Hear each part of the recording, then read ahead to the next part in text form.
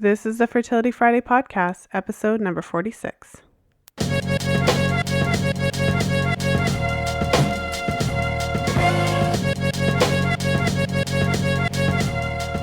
Welcome to the 46th episode of the Fertility Friday podcast.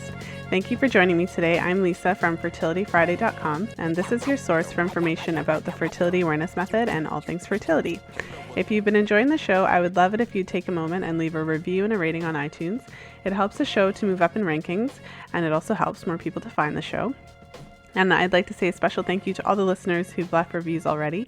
I read all of your reviews, and I appreciate you taking the time to support the show and let me know how I'm doing. And if you enjoyed today's episode, please stop by the show notes page and leave a comment. You'll find all the episodes at fertilityfriday.com/podcast. You can also find me on Facebook at facebook.com/fertilityfridays with an S, and you can find me on Twitter at fertilefriday.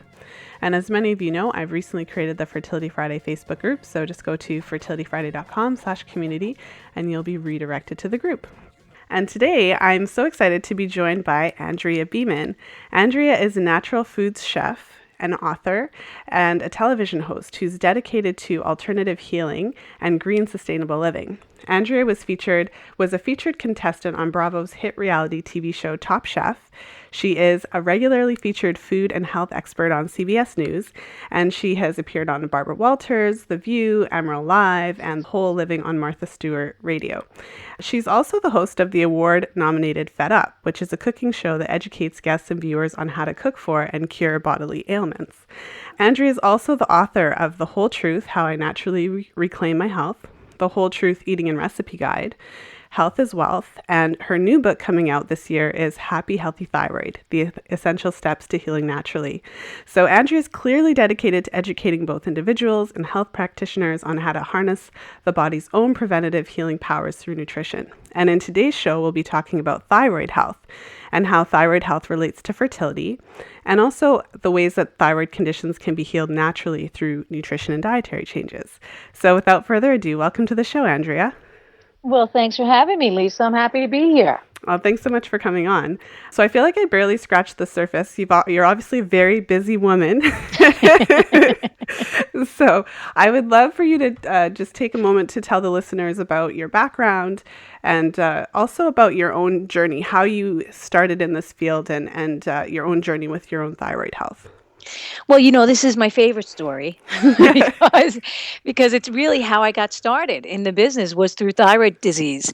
And when I was 28 years old, I was diagnosed with an autoimmune thyroid condition, as well as I had a large goiter as well. And my doctors had recommended radioactive iodine to destroy my thyroid and then be on prescription medication for the rest of my life. And when the doctor said radioactive iodine, like all these red flags went up all around me. And I was like, I don't want radioactive anything inside my body. Because years prior, I had watched my mom go through radiation treatments for breast cancer. And I saw that there was this very destructive energy with radiation inside the human body. And I said, no, thanks. I said, I'm going to change my diet and my lifestyle. And because I knew it was crappy. I'm not in denial. I grew up in America. I know that, Kit Kats and M&Ms and, candy and diet soda all day long was my reality. And, and then coffee to keep me going because I had no energy. And so I said to the doctor, I said, listen, I got to change my diet and my lifestyle. And my doctor, this was 20 years ago, my doctor said, your diet, has nothing to do with your thyroid condition. You've got to take this medication. And I said, no, I'm going to change my diet and my lifestyle first, and I'll be back in a few months. So I did. I radically overhauled my diet, which was really a lot of crap food, Lisa. It was crap food. It was diet food. It was, everything no fat, non-fat, low fat, sugar-free, aspartame, chemical sweeteners. It was really pretty crappy. And I changed it to natural foods, whole foods, organic foods, clean foods, straight from the farm into the body. It was a totally different experience. And within the 4 months of changing my diet, my weight normalized for the first time since I was a teenager. I had been a chronic dieter, always trying to lose weight. And all of a sudden, now I was eating more food than ever. And my body came to a normal weight. And that was a nice bonus. And I went back to the doctor 4 months later, because I was feeling great, I was looking better. My nails stopped splitting, my hair stopped falling out. I was sleeping through the night, and she took another blood test. And she said, well, your thyroid levels, the hormone levels are changing, but it's still not normal. You've got to take this medication. And I said, Doc, I said, I'm going to continue doing what I'm doing because I feel better than I had in years. And I did. For the next 2 years, I kept doing what I was doing, eating well, taking care of myself. And I went to a different doctor every 6 months to get a new blood test. And each time I was diagnosed with a new form of thyroid disease. So first it was hyperthyroid and goiter, and then it was Hashimoto's, and then it was hypothyroid. And then after 2 years, it became normal. And, it's been normal ever since. And I have no goiter. Goiter never came back. I have a happy, healthy thyroid today. And so I've been teaching since 1999. I've been teaching people how to heal their bodies naturally by changing the quality of their food, because everything that you eat literally becomes your body. Like your great grandmother would say, you are what you eat. And she was really wise and really smart. So that's how I got started in this whole business of teaching and natural healing and all that stuff. It was from having my own condition and healing it naturally. Mm-hmm. And against the advice of your doctor. Yes. Because the doctor wasn't wrong in what she was taught. What she was taught in medical school was that you can't heal this condition. It's incurable. And so I understand that that is her knowledge base, but it's not necessarily the whole truth. It's missing some pieces, and it's just one mode of thinking. It's one belief system and it's one reality. And thankfully it wasn't mine. Well, maybe we could talk a little bit about what is the role of the thyroid in the body? Why is it so important for us to preserve our thyroid health? Oh my gosh, your thyroid, first of all, is so important. It's such an important gland, and they're so quick to pull it out, which scares me. Like thyroidectomies are so rampant right now. It's like with what tonsillectomies used to be in the 70s, where they were just like, you went into the hospital for anything, and they'd be like, hey, let's take your thyroid. I mean, let's take your tonsils out, right? Here, have some ice cream. Uh, they know today that tonsillectomies, that's really not a smart idea, because it's integral to the immune system. So here we have this little thyroid gland, which is in a lot of people getting out of balance. So the first thing we have to look at it and say, why is this thyroid getting out of balance? The thyroid is responsible for the metabolism of glucose, how your body uses glucose, um, the energy of your cells, how much energy you have, how much heat you'll have, your cycles. Remember, you were talking about cycles earlier. So it's regulating the entire system. Like, if you have no energy, if you are completely exhausted, you have to look to the endocrine system, and you have to look specifically to the adrenals and to the thyroid, because this is what is saying, hey, let's think about your thyroid like this. It's the, hey, wake up. It's your wake up gland. Time to wake up, time to go to sleep, time to get moving, let's make a baby. Right? So this is what your thyroid is responsible for. So when it's not functioning properly in modern medicine, unfortunately, what they've been taught is, well, either take it out or let's give some medication to make it speed up or slow down. Now, there's huge problems when this happens, because if somebody's thyroid is slow, right, they don't have the energy that they need, they're freezing all the time, they're exhausted, they're wiped out. Modern medicine says, give this person more thyroid hormone to speed them up. What do you think happens then, Lisa? Any Well, ideas? when you add additional thyroid, your own Yeah. thyroid doesn't have to work to produce those hormones, so it stops working as well. Yeah, it actually kind of goes to sleep. It's Yeah. like, okay, I don't need to do any work around here, right? All this extra hormone coming in. But also, if the body is chronically exhausted and doesn't have the energy to produce the hormones, and we put more hormone inside the body, we're making the body speed up and do stuff, even though inside it's saying, whoa, slow down, chill Mm. out, relax, take a break, right? But what we do in our modern society is, no, keep going, got to keep going, got to keep moving, got to keep. It's so interesting, Lisa. Like we're set up in our society to be like robots that you could just plug in and go. And go and go and go and go and go and keep going. And you know what? But when the batteries die, you put in new batteries, or you plug them into the charger. What about human beings? We're not being plugged into the charger. They're just speeding up, speeding up, speeding up. Keep going, keep up with the pace, and it's unnatural. So of course the thyroid is going to say, slow this person down. You can't keep up with that kind of pace. So, like I know that your expertise is in fertility. So if a body is chronically exhausted, if the thyroid is saying slow this system down, there's no way a baby's going to come into that system. It's going to be depleted internally.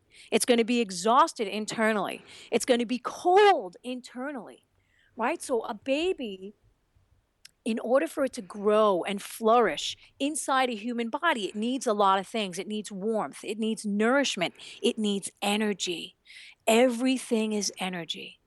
Now, you take the person who has thyroid disease, inside they're depleted. Now I'm talking about hypothyroid, even hyperthyroid as well, and Hashimoto's. Inside, they're depleted, they're exhausted. They don't have the nutrition that they need. So we say, oh, here, give them more thyroid hormone. They're never going to get pregnant. Or they may get pregnant, and then after they have a baby, guess what's going to happen? Chronic fatigue, extreme depression. They won't even want to take care of their baby. So we have to look at the big picture here, and we're not. We're like, oh, just give more medication. Oh, yeah. No. First of all, nourish this person. The person who has the thyroid disease, nourish them. Make sure they're getting adequate rest. Don't give them more stuff to do. Give them less stuff to do. Tell them to sleep in a hammock. Spend a half a day just relaxing, having a picnic in the park, right? Not go, go, go, go, go. Their body's saying slow, slow, slow, slow, slow, right? So we got to start to really look at the clues. Yeah, well, so I really like the analogy. I like the way that you explain what the thyroid does in the body, because for women who are charting their menstrual cycles, thyroid disease can show up in a number of different ways. So because you're taking your temperature every day, your temperature might be low. That might be one of the indicators that you might have hypothyroid, which is kind of what you mentioned of your body kind of slowing down. But also your cycles can be sluggish. It can take you a lot longer to ovulate, resulting in these long, long cycles because your body is sluggish. It's kind of just not really going, like you said, the way that we're expected to be going. So, maybe you could talk a little bit, what is the most common? So you mentioned all the different types of thyroid issues. Some people have overactive, underactive, some people develop goiters. Some people are, the doctor wants to take the thyroid out, whereas other people just want to supplement the medication. So maybe you could give a bit of a background of what different types of thyroid diseases there are. Yes. There's hypothyroid, which is the slowing of the thyroid. Thyroid's not producing enough hormone. There's hyperthyroid, where there's an overproduction of hormone and the person is speeding up. So as you can see, one is slow and one is fast. Now they have very similar, or they can have very similar symptoms. So in both of those cases, both hyper and hypo, people will lose their hair. Right, they'll lose their hair, their nails will peel, probably bouts of both anxiety and depression. Hypothyroid generally will have weight gain, where hyperthyroid generally will have weight loss. Although, with a hyperthyroid condition, you could also have weight gain. Like you look at the example of Oprah Winfrey, right? Oprah had hyperthyroid, and she also had a goiter. And she was overweight for most of her life. So she had what I had, which was hyperthyroid with all of the symptoms of hypothyroid, which were weight gain and all that stuff. So it can manifest in a lot of different ways. And then there's Hashimoto's and Graves', which are the autoimmune thyroid conditions. So Graves', will lead to hyperthyroid, and Hashimoto's will lead to hypothyroid. And also Hashimoto's will lead to alternating between hypo and hyper. So they're basically all the same condition, only on opposite sides of the spectrum, right? They're all, the thyroid is malfunctioning in some way, and that person's body is saying, oh, too much hormone, too little hormone, not enough hormone. And then with the autoimmune thyroid conditions, both Hashimoto's and Graves', you have to look at the digestive system, because over 70% of our digestive system, that's where our immune system lives, right? Over 70% of the immune system is inside the digestive system. So if somebody has an autoimmune thyroid condition, you have to look not at the thyroid, but at the digestive system. Are they allergic to a substance that they're eating? Are they sensitive? Do they have parasites, worms, bacteria overgrowth, candida overgrowth in the digestive system? And that's contributing to Graves and the Hashimoto's, which will then lead to hyper and hypothyroid. And then, of course, we have nodules, which are growths on the thyroid. And then we have cancer, which is the growths have turned malignant, right? The cells have malfunctioned in some way. Maybe they're not dying or they're overproducing. There's also hyperparathyroid. Say that 10 times fast. I can't even say it once. Hyperparathyroidism, right? And this is controlling the calcium metabolism in the body. So there's so many different types of thyroid disease. And then, of course, you have the bulging eyes, which come with Graves' disease and hyperthyroid. And you could see that in Oprah. She used to have those bulging eyes. That's a sign of hyperthyroid and Graves. So there's so many different thyroid conditions, but basically you can look to the same way to heal them or a very similar way to heal them, because it's not that it's like one is a toenail fungus, right? They're all part of the thyroid and the digestive system, right? The whole body is connected. And if you have one condition, you could probably heal the other condition just by focusing on nourishing foods, supportive foods, and changing the quality of the diet and the lifestyle overall. Mm-hmm. Well, and all of those things that are going on have an impact on our energy, our mood, Yes. our appetite, all kinds of different things. And so could you touch on the connection between thyroid health and adrenal health, or how, when the thyroid's off, how it impacts our endocrine system? Yeah. Like your endocrine system is a beautiful system. It's your communication system of your hormones inside your body. So your endocrine system is talking to your body. It's communicating via hormones and saying, hey, speed up this system, slow down this system, digest these foods, release this hormone. So the endocrine system consists of your gonads, which are the testes in men and the ovaries in females. And then you have your pancreas, you have your thymus, you have your thyroid and your parathyroid, and you have your pineal gland, your hypothalamus, and your pituitary. I think I got them all. Oh, I forgot your adrenals. You have adrenals, right? So this is one system, and this system is always communicating with each other, right? Well, this organ's communicating with that organ, and this gland, and all that stuff. So the connection between the adrenals and the thyroid is so important. Remember I was talking about exhaustion before and chronic fatigue? Mm-hmm. So the adrenals are the battery of the body. The adrenals say, okay, I have enough energy to do this and to support the immune system and to get this body moving and all that stuff. I have everything that I need. And if the adrenals, for some reason, have not been nourished properly, or they've been overworked, or somebody's been under chronic stress, or they are nutritionally depleted, if something is going on with the adrenals, it'll naturally send a message up to the thyroid. Here you go. It's communicating to the thyroid. Slow this body down. Speed this body up. This body's under stress. Keep going. Pump out more stress hormone. So let's look at chronic stress, for example. So we live in a society where it's constant go. You're constantly going, and there's no stopping. And the only time that we stop, generally, Americans, and I don't know how broad your audience is, Lisa, but generally Americans only stop 2 weeks out of the year, right, to go on vacation. That's when we stop. Yeah. Even our weekends are full, right? So we're not designed for the constant go, go, go, go, go, go, go. So the adrenals take a hit, and they say, I cannot keep pumping out stress hormone. I can't do it. I need relaxation. I need rest. So here's a great example. Back in the jungle, right, when before we became into societies, right, if there was a lion or a tiger in the jungle, you absolutely 100% want your stress hormones to kick in. You want your adrenals to go, let's go. Let's get moving. Let's get the hell out of here before we get eaten by that animal. And you want to run, run, run, run, run, all of your energy going out to the extremities. You want all your muscles to get the sugar that they need so that you can really get the heck out of there. And then, of course, when you reach a safe distance, you want the body to get into a state of relaxation. You want it to come back to balance. You want it to get into rest and digest mode, because when it's in the stress function, it's in fight or flight, right? We've all heard of fight or flight. So when fight or flight is happening, all of your other systems kind of shut down. Digestion shuts down, emotions shut down, except for fear. That one's running crazy. All of these systems shut down. And then when you come back into a fearless state, or a state where you're supposed to come down from that, because you can't keep the adrenaline pumping constantly like that, the adrenaline, the cortisol, then you have to get into rest and digest, where all of the other functions come back online. Because you can't have the parasympathetic and the sympathetic nervous system working at the same time. That's not the way the body works. So we need to rest. We need to relax. We need to recoup our energy. So if you look at society today, where is our recouping of the energy?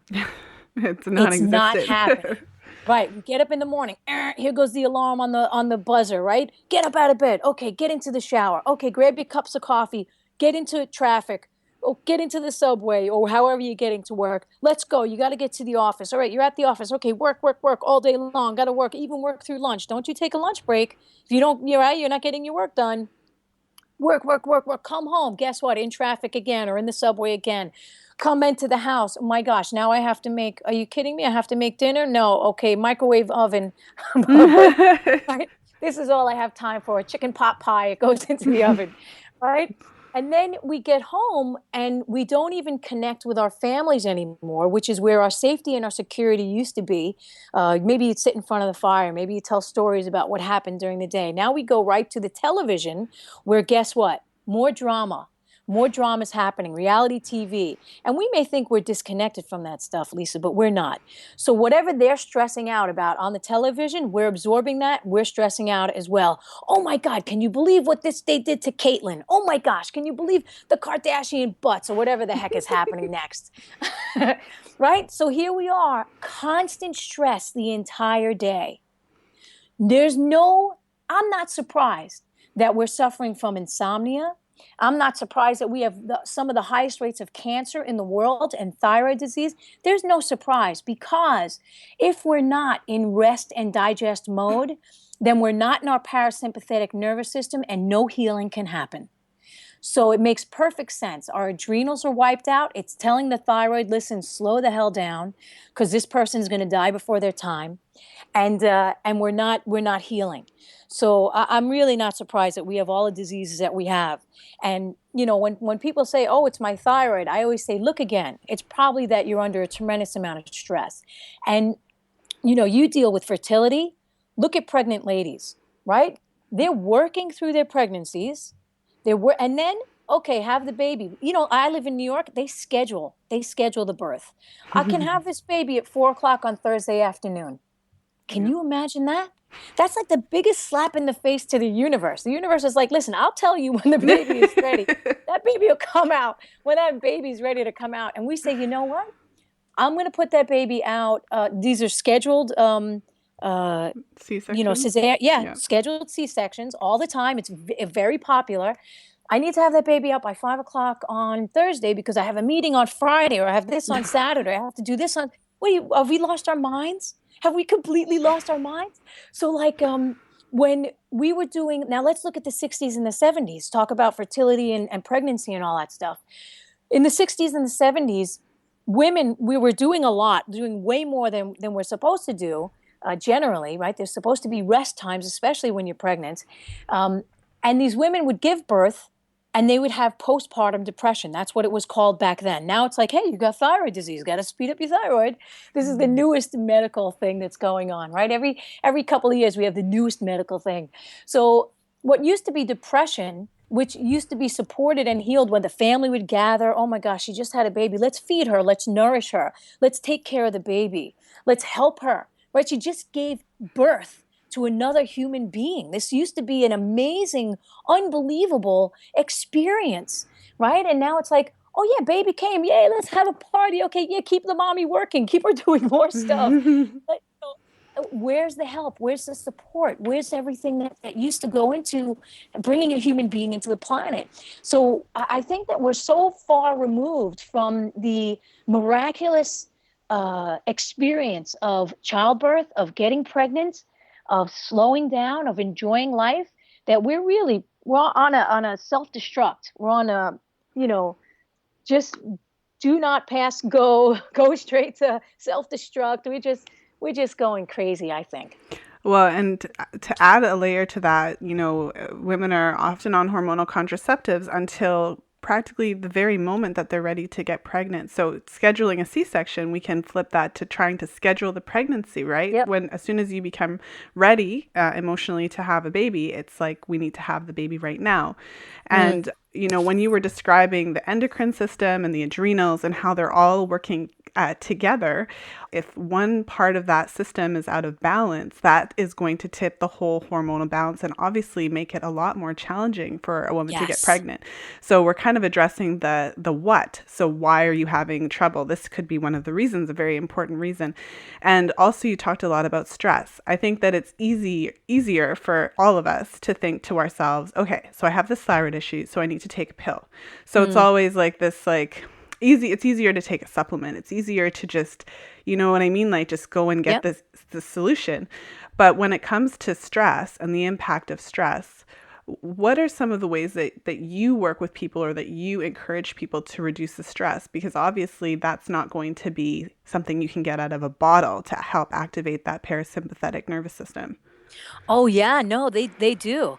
Why do you think so many people are on anti-anxiety medications? Right? That's how they know how to reduce the stress. This is what is offered to them. They're not offered, I mean, some doctors are getting hip now and they're like, "Hey, you should really take a vacation," or you get to bed early. But there are so many ways to reduce stress. So for example, a hot bath, maybe with some chamomile, some lavender, even some just some having some essential oils around the house, like something pretty, maybe some flowers, sitting out in your backyard, putting your feet in the grass.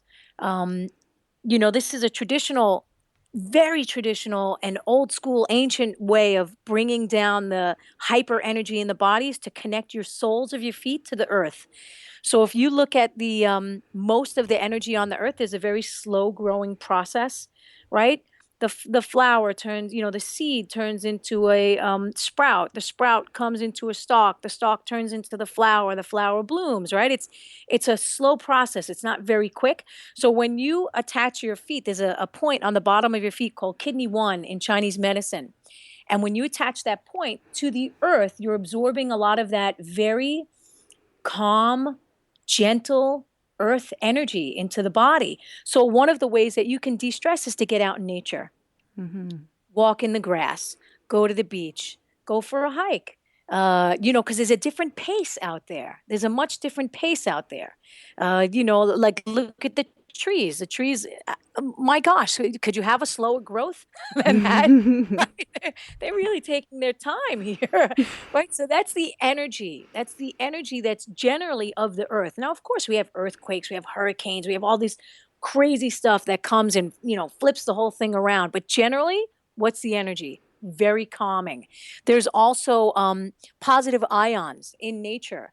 Like we're surrounded by negative ions and all the computers that we're dealing with and all of Wi-Fi and all of that stuff, like all that stuff the subway systems, all of the electromagnetic frequencies we're exposed to, all of that creates stress inside the body. So when you go out into nature, waterfalls, yeah, that's what I said, negative ions in nature, positive ions. Oh, my husband says, my husband's always correcting me. That's what husbands are for. Yeah, they're good at that. Yeah, they're good at that. Yeah, so the negative ions are in nature. The positive ions are the stuff that is, yeah, that's what I said, right? Yeah. I think that's what I said. Well, either way, it balances it out, Yes, and it balances out. He's giving me the no figure.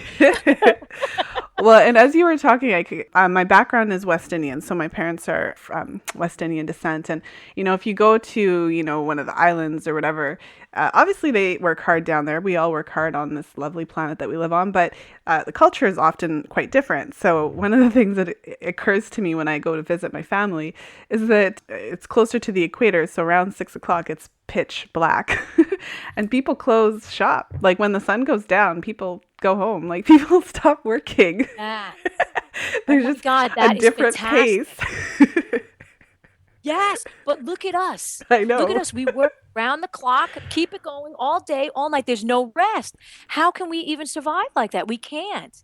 So, another thing that I do to help people get into that de-stress mode is to shut it down. Just like what they do in the West Indies. You shut it down. We have access to the television all night long. We have access to the computers. We have access to so much stuff, but it doesn't mean that it's good for us. Yep. So like 7 o'clock, 8 o'clock, shut it all down. Shut the computers down, shut the cell phone down, shut it down, relax, deconnect from that stuff. Disconnect. Um, Otherwise, like they plug in. The computer plugs in, the cell phone plugs in. Human beings, hello, what do we need to plug into? Rest, right? That's how we recharge. We recharge by resting, by de-stressing. All that stuff will increase your energy. So like another thing that I recommend for people to do when they need to relax, get a massage. Foot massage, back massage, shoulder massage. Get a massage, get into somebody's hands. Really, like there's so much power in human touch and human contact. And, like we're connected with each other, but it's not, a lot of times it's really not in a loving and supporting way or a supportive way. Like if you look at old acupuncture charts from thousands of years ago, there's these points on the body that actually need to be physically touched. Well, how can you touch the points on your back? That whole bladder, kidney, all of those points on the back, how can you touch them yourself? You can't. This is why we need to be in community. So I remember when I was growing up, if I was stressed out or something, my mother would literally put her hands on my back and just like kind of give me like a little rub on my back. You know how soothing and nourishing and supportive that is to keep the energy flowing inside the body. But we don't think about it that way. It's so important that we touch. We touch each other. We comfort each other. We need our communities, and we're like, oh well, I'm on touch. I'm on Facebook, right? Yeah. I'm connected. No, connect with your families. Shut down the shop. Hold each other's hands. Really love each other and honor each other. I mean, that's another great way to de-stress. Really know that your family is there for you. Your friends are there, and there's a community of support. Women. Janet, you ever read The Red Tent? Yeah, I love that Oh book my gosh, where the actually. women would go into they would go into the tent and they would all support each other and love each other, and if they needed a rub, that's we need to really start to do stuff like that. Yeah. Well, yeah, no, I think it's important to talk about stress and the impact that it has on our hormones. And I used to joke because I love, going to yoga, and it's kind of funny because you're paying somebody to tell you to breathe and relax.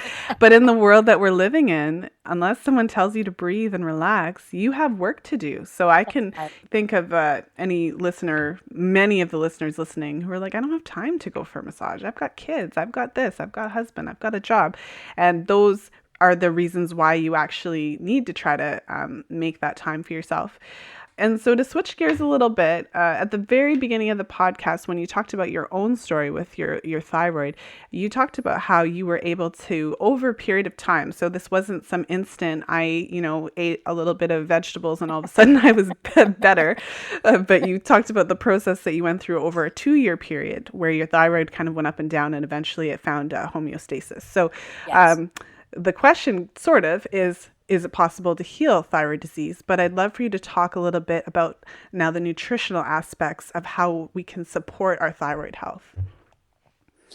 Yeah, that's a great question. And the first thing I want to say is if you notice that who has more thyroid disease, it's women generally. Mm-hmm. Women have higher rates of thyroid disease. Women have higher rates of bone loss, right? So there's a reason why, by the way, the bones are part of the endocrine system as well. So there's a reason why we generally have higher rates of thyroid disease and bone loss and osteoporosis and osteopenia and stuff like that. And that is because one of the things that has been drilled into women's heads is, first of all, the dieting factor. Oh, you're going to gain weight. You're going to get fat. You're going to blah, blah, blah, all this stuff. So what did we do in the 70s, 80s, and 90s is we took out fat from our diet.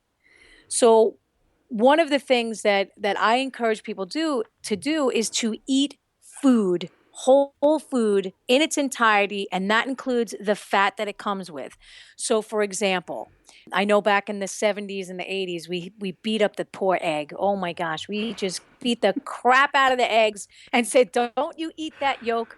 Don't, that yolk is going to kill you. It's going to cause heart attack. But the yolk has vitamins A and D, which guess what? Nourishes the bones and the endocrine system. It also has vitamin D. Guess what? Nourishes the bones and the endocrine system. Where is it? Oh, yep, it's in the yolk, right? So we need the whole foods. So when I transformed my diet, I got off all the junk food and the fast food and the the not real food, the fake food, the dieting food, and I started eating real whole foods with all of its nutrients intact. So that included, for me, whole grains, beans, vegetables, sea vegetables, animal products. Like there was in the beginning when I first started my journey, I was macrobiotic. So the animal product, my main source of animal food was fish. And then I guess like 5 or 6 years in, I said, "Oh my gosh, I read this book about veganism," and I was like, "Oh, let me try that." It was like John Robbins' Diet for a New America, and I took out the fish, and my adrenals crashed. And I was like, "Oh my God," and it took about a year and a half for my adrenals to crash. But when they crashed, I felt so sick. I was dizzy when I stood. I was like, "What's going on? I'm eating the best food in the world. I don't understand." But I had taken out an entire category of food, which was animal proteins, which for thyroid conditions and when you're building a baby, you need the raw materials, the amino acids, the fats. You need the stuff that's going to build the bones, build the endocrine system, build an entire little tiny human being. So you can try and do it on vegetables, but unless you have a very, very, very strong system, it may not work. Right. So, like a lot of times I'll hear from, remember I was talking about how women have higher rates of both thyroid disease and osteoporosis, right? So what's nourishing the bones and what's nourishing the endocrine system? Fats, proteins, right? So what do women do? They say, "Oh, I'll have the chicken breast, dry, sauce on the side," right? Right? We have all these, we like no, don't you put that chicken skin, which is the most delicious part, right? The crispy, delicious chicken skin with the fresh herbs on it, right? That's probably the most delicious part of the chicken, especially like when somebody gets pregnant. I've had lots of clients when they get pregnant, they're like, "I have these wild cravings. I could eat a pint of ice cream." Yeah. Wonder Why? why? Because ice cream is Yes. full of fat. Yes, they need the fat. That's what they're craving. So I would highly suggest that people who are looking to nourish their endocrine system start to look at food in its entirety. You want yogurt? Great. Get a full fat yogurt. You want eggs? Great. Eat the whole egg, the whole food, right? Not just the white protein. Eat butter. Don't eat margarine. Margarine is crap. People say, I'm a huge fan of vegetables. I think vegetables should be on our plates all the time. Except a lot of the women that when they get pregnant, they tell me that they can't stomach the cruciferous vegetables. A lot of them can't stomach the high sulfur content vegetables. So I always tell them, listen, when you're pregnant, you listen to your body. Your body's very wise. Give it what it's craving. If it's not craving the high sulfur vegetables and it's craving instead eggs or butter and cheese, a grilled cheese sandwich, that's what you give your body. So like. Give it the fat that it needs. Give it the protein that it needs. Make sure that you're nourishing yourself with vegetables as well and all the other foods that make a healthy body.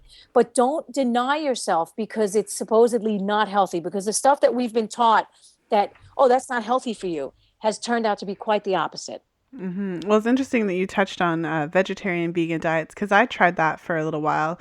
Because I think part of the reason is because it's so hard to actually cut out all animal products. Like it's like the hardest thing. So it's almost like you think that because it's so hard, it must be the best thing for me. Um, so one of the things that you talk about as well is using traditional foods for healing. So kind of going back to the organ meats, stocks, bone broths, those types of things. So, I'd love for you to talk about that, just to kind of really talk a little bit about, why vegetarian and vegan diets are something that should be considered seriously if you're wanting to get pregnant and if you're wanting to have healthy babies. Yeah, so I'll give you a couple of examples. Remember I said you're building an entire little human being inside your body.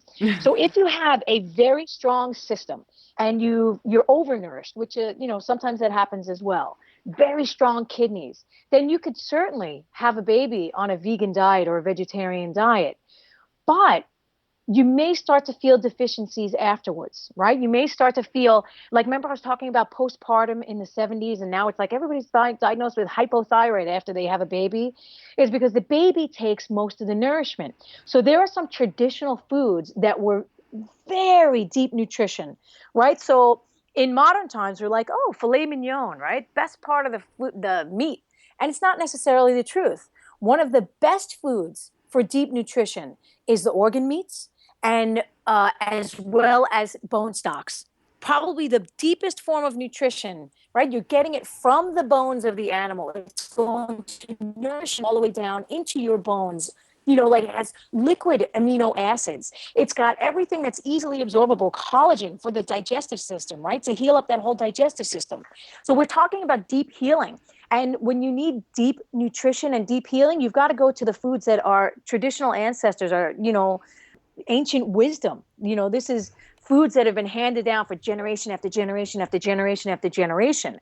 So these are the bone stocks, these are the organ meats. And I've heard a lot of clients and students say to me, oh, Andrea, you can't eat organ meats because organ meats are toxic. And that's not necessarily true. The organ meats that are coming from the factory farm, absolutely, those are toxic. I wouldn't eat it, but I wouldn't eat anything coming from the factory farm. The entire animal is toxic, right? It's living an unhealthy life, no access to sunshine, no exercise. It's fed a steady stream of antibiotics to keep it alive while it's in the most inhumane and horrible conditions. That's not the kind of animal products that I'm talking about. I'm talking about an animal that is living a good life in the pasture, access to sunshine, grass, bugs, the food that it's designed to eat, living a healthy life. That animal is not going to be toxic. Its organs are not going to be toxic, right? The filtration systems are going to be working better. It's getting exercise, just like human beings. We become toxic when we're eating crap and we're enclosed in these environments, not getting access to sunlight and exercise. We become toxic. That's where all of our diseases are coming from. So it's the same thing. Get a good quality animal that's living a great life, a healthy life, and you're going to absorb that type of energy inside your system. So bone stocks, probably number one on my list to help nourish the body. And it's also a traditional food that was given to women after they had babies. You go to lots of cultures around the world and they were given bone stocks. And a lot of women were also given their own afterbirth, The placenta? the placenta, absolutely, because that's highly nutritious food. And if you look into the wild, all of the animals, they eat their afterbirth. They eat the placenta because it's so nutritious.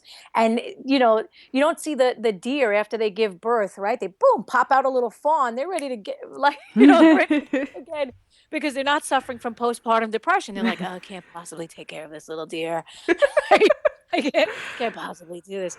First of all, they were eating the foods that they were designed to eat throughout their pregnancy, right? They weren't afraid of not eating the grass or the tulips or whatever the heck because that's what they're designed to eat. They have those long intestines and that stomach that's built for that. Or some of those herbivores have 2 and 3 stomachs, right? That's how they can absorb and digest and get all their nutrients. We don't. We have one stomach and we have a shorter intestine. So we have to eat things that are different as well.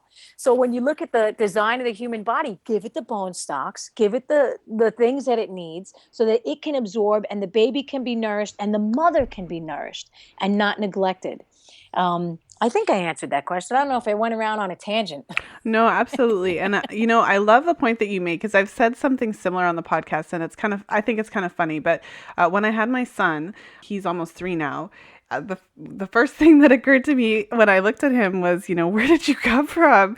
And I always think it's the silliest thing ever, but it's literally like I was eating, when I had him, I wasn't eating, necessarily the absolute best foods. I've learned a lot since then. Motherhood tends to do that to you. But, I was thinking like, man, like here I was eating pizza and whatever it is I was eating it. That actually made him, right? Because that's exactly what you said. That's what created creates the bones, the skin, the hair. You look at this little person and you realize that is what he's made of. And so it's so important to understand that. And when you're eating the, the traditional foods, the bone broths, they're in a highly absorbable format. So you can actually assimilate those nutrients. Your body can actually use those because it knows what to do with them. Yes, that's exactly right. Yeah. So for someone who's listening who maybe they've identified already that they have a thyroid issue, maybe they're on medication, this podcast, we're not saying like, go off your medication, obviously you have to work with a practitioner, but what are some of the things that knowing now, like, oh, it is possible to heal my thyroid. So what advice, I guess, would you give to somebody who does have a thyroid issue, who may want to try to work towards healing their thyroid and work towards coming off the medication? Where does a person like that start? Well, the first place that they start is they have to get into the mindset that it's not going to happen overnight. This is not a sitcom reality where, oh my gosh, in 20 minutes, I'm healed, right? It's going to be a process. It's going to take time. Like I've worked with students and clients. Some have healed in 3 months and some in 3 years. So you have to be patient. So you have to get that into your mindset that it took time to throw the body out of balance, and it'll take time to bring the body back into balance. You have to remember, practice patience. And then, of course, I would start by changing from, if they're having a lot of refined foods, denatured foods, go to the whole foods version. Whole foods that were traditionally prepared. So I know, and also iodine-rich foods. Like especially when you're dealing with the thyroid, it's imperative. And also with pregnancy, that they have iodine-rich foods, because if you're not getting enough iodine and absorbable iodine, then your thyroid's going to slow down anyway. It's not going to get the nutrition that it needs. So like fish stocks would be fantastic. Seaweed, believe it or not, is also a good one. For those of you that can stomach seaweed, that's a great thing to put into the body. And whole foods in general. There's really a lot. And then, of course, chewing. Oh my gosh, we didn't even talk about chewing. Like we live in this culture where it's like bite and swallow. We can't digest food that way. We have to actually chew food and masticate it. Our carbohydrates, most of them are digested in the mouth. When we bite and swallow any carbohydrate meal, whether it's bread or pasta or rice, we bite and swallow and we don't digest it first in the mouth. Guess what, pancreas? You're going to be exhausted, because then your pancreas is going, oh my gosh, keep pumping out amylase, keep pumping out all this carbohydrate digesting enzyme, and it's going to upset your blood sugar and the body becomes exhausted. So we've got to choose the right foods. We have to chew those foods. We have to relax. We've got to learn how to nourish ourselves on so many levels. So there's lots of places that they can start. And I don't suggest that they come off their medications immediately, although I have a integrative pharmacist in my Nourishing Online program who says, yeah, come off it at any time. But I usually tell them to take it slow. Take it slow, because, if you come off your medications, you'll have a crash, because your body will be like, oh my God, I'm slowing down, right? Or I can't do this, because you're not putting in this medication into the system anymore. So it's going to take time to rebalance itself. So I usually suggest that they reduce their dosage to half and then wait 3 months until their body catches up, and then reduce it again in 3 months, and then again in 3 months. And by the end of the year, they'll be off their medication. And then there are some people, like I said, that'll just get off it and they'll be like, okay, I'm off and I feel fine. And I'm like, great. But they've got to put in the foods and the lifestyle that will support and nourish the thyroid, so that when they come off the medication, they're not feeling horrible. They're not feeling that they can't do it. And their body will say, I can totally do this. I have what I need. I have the nourishment. I have my whole system is functioning properly. I can totally do this. Mm-hmm. Well, and one question I wanted to ask you, because we've talked about a lot of the foods that nourish the thyroid and how we can do that, but there's certain foods that aren't so good for the thyroid. And one of the foods that is always thrown under the bus when it comes to discussions of thyroid is gluten. So maybe you could touch on the relationship between gluten and the thyroid, and why that's something that we should be aware of, especially if you have a thyroid condition. Yeah, gluten is not for everybody. A couple of things have happened with gluten. First and foremost, in the 1950s, when we started the mechanization process of bread, like bread used to be made in a bakery, and bread was, it was kneaded, right? You'd see the old bakers, they would be kneading the bread with their hands to get the stickiness that they needed, and then they would make it into a sourdough bread or something like that, or they would soak their grains or their flours and put in a starter so that they have this beautiful, easy to digest food that has been around for thousands of years, right? But in the 1950s, or maybe it was 1940s, 1950s, the mechanization process of bread became no longer a bakery staple. Now it was a factory staple.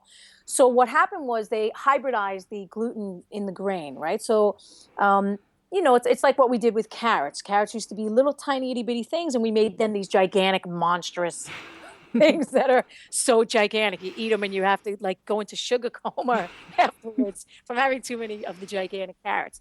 Same thing with the gluten. They hybridized it so it was stickier.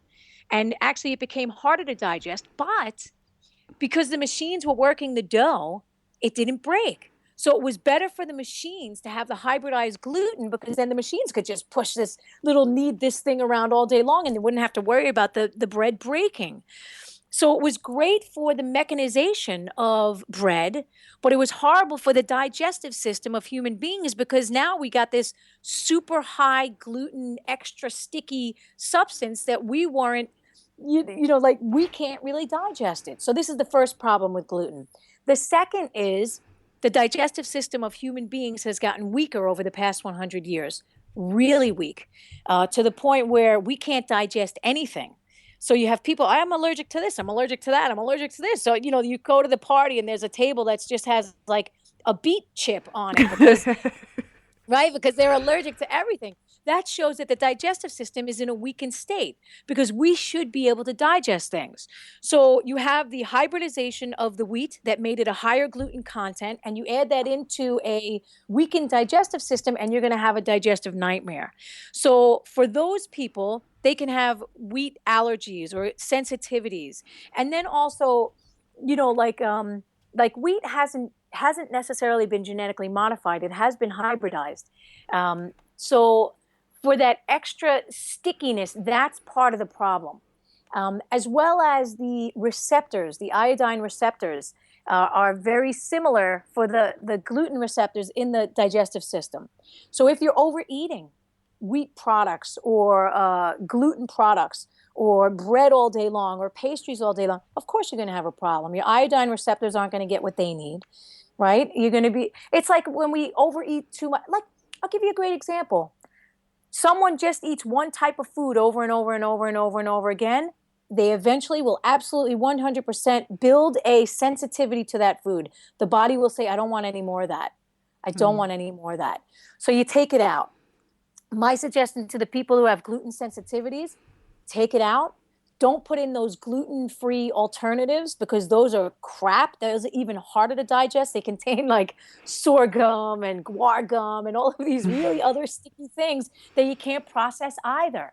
So those little muffins and all those gluten-free things that you see in the store, and now they're made with all of those other ingredients that we can't process and digest. So now it's like we're taking out one problem and we're putting in another problem that is the exact same problem, just in a different way. And then you have the people that are like, well, I can't have gluten flour, so I'm going to have almond flour. Okay, great. But now what's going to happen with the omega levels in the body, right? They're going to have very high omega-6. It's going to drop out their omega-3s. You're going to have imbalance. And that'll create inflammation, and they're going to send themselves right toward Hashimoto's. So, I say go to traditional foods. First and foremost, heal the digestive system, put in the bone stocks, chew your food, relax around food, because guess what? You can't digest if you're in fight or flight. You can only digest when your parasympathetic system is calm and relaxed. So sit down, say a prayer. Thank you for the food. Thank you for my family. Thank you for everything in my life, whatever it is. And take a moment to taste it, maybe, and to enjoy it. Totally. And then eat your food, right? So, I eat bread. I hear it from people all the time, like, oh my God, Andrea, I can't believe you eat gluten. Yeah, I do. I eat traditionally processed sourdough breads. That's what I eat. The sourdough starter has helped to break down the gluten and the protein, so it's easier for me to digest. And my digestive system is very strong. At least it's strong today where it wasn't strong 10 years ago or 20 years ago. So, yeah, they can certainly take out gluten, but they don't have to take it out forever. They just have to take it out while they're healing their system. Mm-hmm. Yeah, that's really great. And I can see that our time is coming up here. So I just have a couple questions to end the show with today. What would you say is the biggest myth about thyroid health that you would like to see corrected? The biggest myth about thyroid health is that you can't heal it. And I hear that all the time from doctors, from people that said that, oh, my doctor said this is incurable and that's incurable. I don't buy that. I think it's the biggest myth. And my clients and my students and myself have proved that myth already wrong. They've been debunked that myth. Once you're on the medication, you can never get off. I hear that one as well. That's not true. You just have to rebalance your body, shift it into another way of being in the world, and it'll heal. Mm-hmm. And what would you say is the biggest myth about fertility that you'd like to see corrected?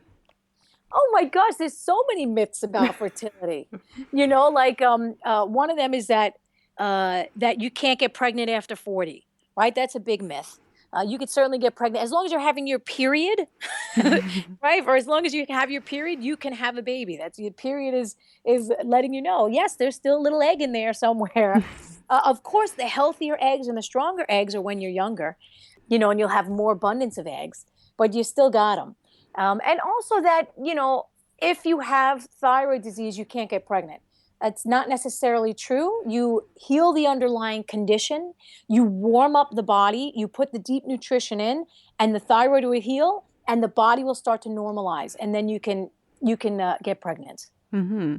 And last question of the day. So for a woman who's listening, who maybe she's on hormonal contraceptives, maybe she's not, she doesn't want to get pregnant right now, but she's thinking about it within the next couple of years. What advice, if any, would you give to her? Oh, first and foremost, get off the hormonal contraceptives. Use the rhythm method, get to know your cycle, use a condom. But those little pills that are supposed to be, it's convenient for you, right? I don't suggest those at all, because remember we were talking earlier about the hormonal system in the body. The hormonal system was designed by the universe, right? Which is perfect, right? It's perfect exactly as it is. And we say, you know what? Let's put a little contraception pill inside. I mean, a birth control pill inside this human being, so that the body thinks that it's pregnant for 20 years.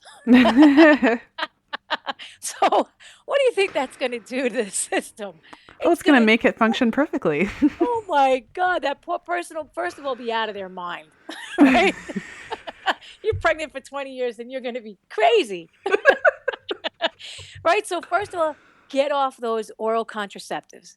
I think that those are the worst things in the world. And, I think that they damage us in so many ways. So yeah, that's one I would say.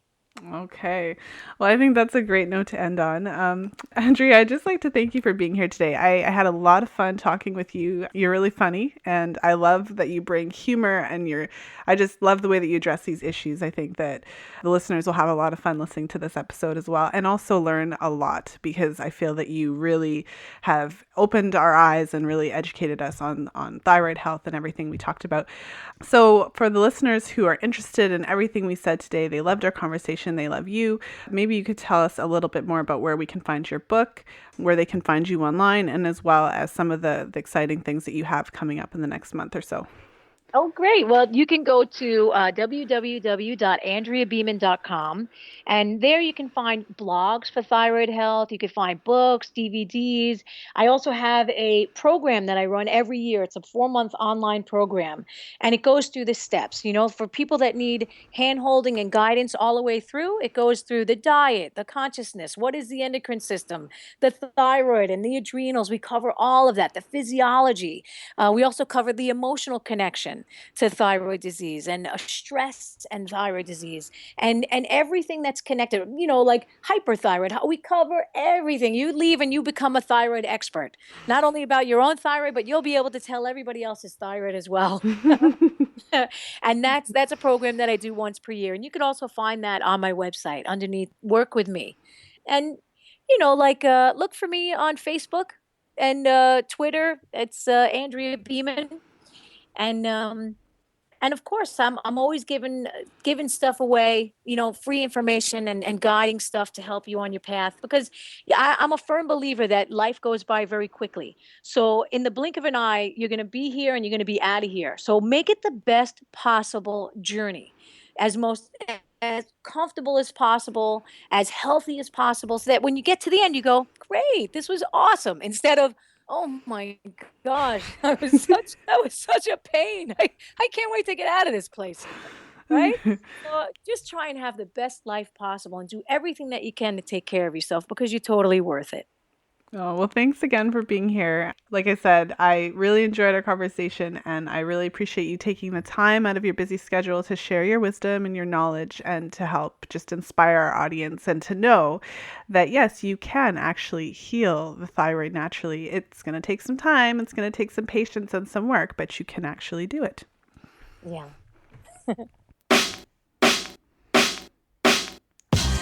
Thank you for listening. If you enjoyed today's show, please share it with a friend. I'd love to hear your thoughts on today's episode. So head over to the show notes page for today's show and let me know what you found most helpful. So you'll find the show notes page for today's episode at fertilityfriday.com/46. So that's just the number 46. You can find me on Facebook at facebook.com/fertilityfridays with an S. You can find me on Twitter at fertilefriday. And if you enjoyed what you heard today, and if you're interested in learning more about the fertility awareness method, you can head over to the Fertility Friday Fertility Awareness Facebook group. So just head over to fertilityfriday.com/community and you'll be redirected to the group. If you have been enjoying the podcast, please look for it on iTunes and leave a 5-star review so that more people can find it. Of course, leave an honest review. I do appreciate all of your comments and feedback, and I appreciate you taking the time to let me know how I'm doing and to support the show. And of course, I do appreciate all of you for taking the time to tune into the podcast, whatever you're doing, for letting me be part of your day. And so whether you're on the go or whether you're going for a walk or whatever it is that you're doing, thank you for listening in and supporting the show. And as always, until next time, be well and happy charting.